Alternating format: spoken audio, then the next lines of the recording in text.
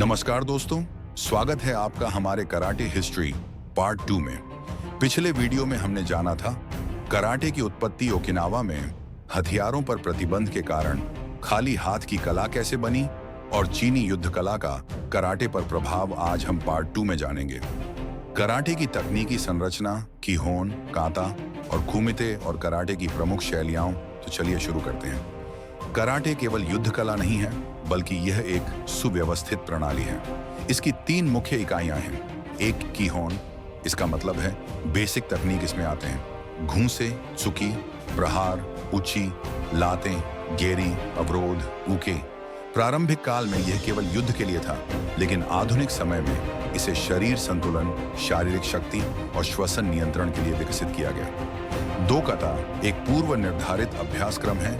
इसमें तकनीकें, दिशा परिवर्तन, प्रहार और अवरोध सभी शामिल हैं। यह प्रशिक्षण का आधार और आत्मा है। प्रमुख काताएं नाई हंची पसाई, कुसानकु सेइसन काटा ने गुरु से शिष्य तक ज्ञान सुरक्षित रखने में मदद की।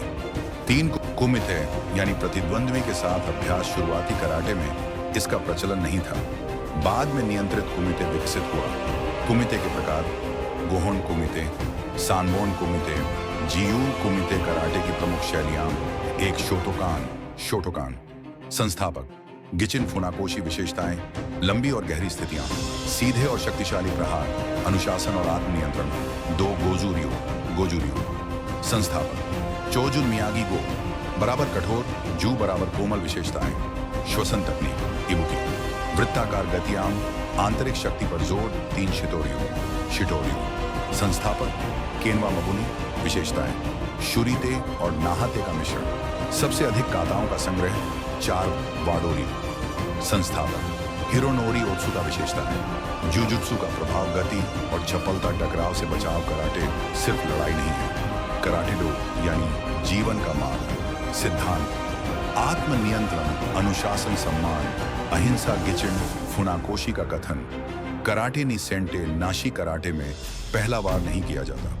कराटे में शक्ति केवल आत्मरक्षा के लिए होती है और यह हमें सकारात्मक और नियंत्रित जीवन जीना सिखाता है। दोस्तों, आज हमने जाना कराटे की तकनीकी संरचना, कीहोन, काता और कुमिते प्रमुख शैलियां और उनका महत्व, कराटे डो का जीवन दर्शन।